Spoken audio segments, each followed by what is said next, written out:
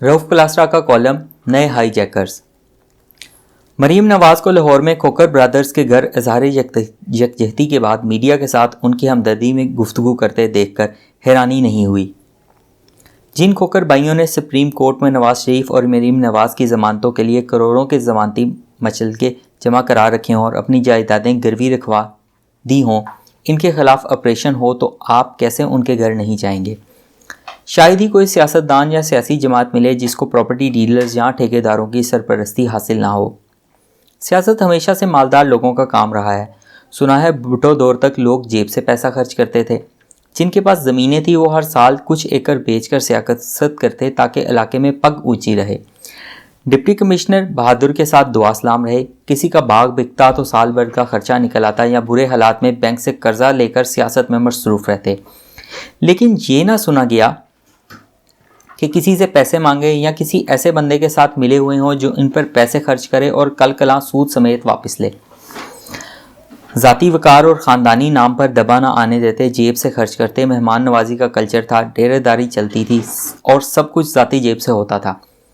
अक्सर ज़मींदार बैंकों से कर्जा लेकर बड़ी गाड़ियाँ खरीदते ताकि भरम कायम रहे। ख़ानदानी वकार था, अना थी, कुछ पक्का लिहाज था। सियासत में इज़्ज़त का ख्याल रखा जाता था और फिर ज़िया दौर में ये सोच का कारोबारी तबका आगे लाया गया कि फ्यूडलिज्म सब मसाइल का जिम्मेदार है। अगर शहरी बाबूज जो रोज़ाना शेव करते थे, 3 पीस सूट और चमकते जूते पहने चमकती गाड़ियों पर सफ़र करते, दुरुस्त तलफ़ुज़ के साथ उर्दू और अंग्रेज़ी बोलते हैं, पार्लियामेंट पहुँच गए तो मुल्क की तकदीर बदल जाएगी।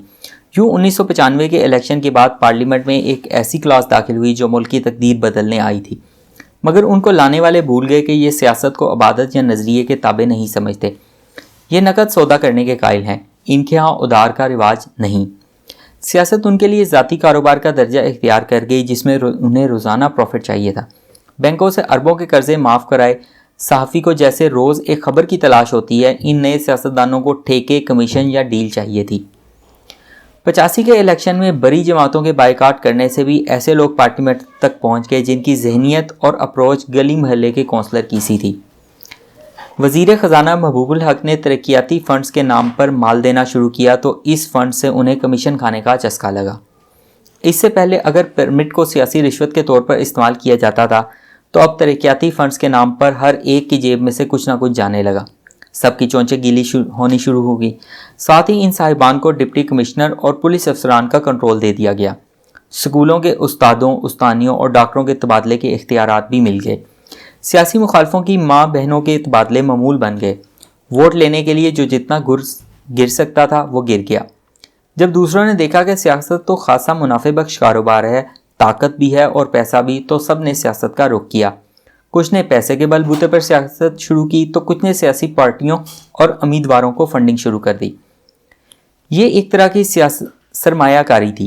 इलेक्शन के दिनों में चंद लाख रुपए मुख्तलिफ उम्मीदवारों को अतिया देकर अपना असर और रसूख पक्का कर लिया। किसी ने इलेक्शन पोस्टर बनवा दिए, किसी ने किराए पर गाड़ियां ले दी तो किसी ने पेट्रोल डलवा दिया। किसी ने साहब को इलेक्शन जीतने पर नई गाड़ी ले दी, इस पर लाहौर या इस्लामाबाद असम्बली का हलफ लेने जाएं। इसके बदले उन्होंने सरकारी ठेके लेने शुरू कर दिए जिसमें MNA और MPA या वज़ीर का बाकायदा हिस्सा रख दिया गया। सरकारी बाबूज भी इनके साथ मिल गए। हमारी पोस्टिंग करा दो, प्रमोशन करवा दो, फिर पूरी दिल्ली लूट लो। नौकरियों के कोटे दिए गए जो उन्होंने बेचकर माल कमाया और इलेक्शन के अखराजात पूरे किए। वज़ीर आज़म, वज़ीर आला और वज़ीर लेवल के बड़े प्रोजेक्ट्स में पैसा कमाया गया जो मनी लॉन्ड्रिंग करके बैरून मुल्क भेजा गया। शरीफों ने हदीबिया में मनी लॉन्ड्रिंग की तो जरदारी ने स्विस बैंक पर दिए। जंगीर तरीन ने लंदन माल भेजा और वहाँ जायदादें खरीदी और तहरीक इंसाफ में अपने जहाज समेत घुस गए। साथ ही प्रॉपर्टी डीलर्स लाखों जेब में डाले उन कारोबारी सियासतदानों के दरवाज़ों पर पहुँच गए। उन्होंने पार्टी फंड्स के नाम पर इनकी चोंचें गीली की। अब हर कारोबारी के लिए ज़रूरी था कि उनका एक बच्चा सेनेट या कौमी असम्बली में मौजूद हो ताकि उनके कारोबारी मफादात का ख्याल रख सके। अब शुगर मिलें इन सियासतदानों ने लगानी शुरू की। अरबों रुपया खुद ही अपने मिलों को सब्सिडी के नाम पर दिया जाने लगा। कुछ ज़्यादा समझदार निकले तो बिजली घरों में हिस्सा डाल दिया, जहां बिजली के 1 यूनिट के हेर फेर में एक दिन में अरबों कमाए जाते हैं। बाकी ने ख़ानदानी बच्चों को पार्लियामेंट बेचकर वहां कायमा कमेटियों में बैठकर ब्यूरोक्रेसी को रगड़ा लगाया। इनसे अपने जायज़ नाजायज़ काम करवाने का सिलसिला शुरू किया। कारोबार की राह में रुकावट डालने वाले या उन पर हाथ डालने वाले कवानीन और अफसरान तब्दील करवा दिए। जिस बाबू ने काम कर दिया उसकी कमेटी इजलासों में बल्ले बल्ले और जो ना कर सका उसकी मिट्टी पलीत कर दी। सरकारी अफसरान भी उनके घरेलू मुलाजिम का किरदार अदा करने लगे। जिसको पोस्टिंग चाहिए थी उसने इन प्रॉपर्टी डीलरों का सहारा लिया। बदले में यही अफसरान इन्हीं ज़मीनों पर कब्जे कराने में मदद देने लगे। पैसा ही ईमान बन गया। पीपल्स पार्टी के दौर में चंद सेनेटर्स और MNAs जिनमें खवातीन भी शामिल थी ने तरक्याती फंड्स लक्की मरवत के ठेकेदारों को बेचे। 1 करोड़ पर 20 लाख रुपए वाटर स्कीम के नाम पर चंद लाख रुपए लगाकर बकिया 80-90 लाख रुपए ठेकेदार और MNAs ने बांट लिए। नवाज शरीफ की बारी आई तो अपने दामाद कैप्टन सफ्दर को 20 अरब रुपए के तरक्याती फंड्स की रखवाली पर बैठा दिया। MNAs को कहा रोकड़ा चाहिए तो कैप्टन सफ्दर को राजी करो। अब इस हुकूमत ने भी यही किया।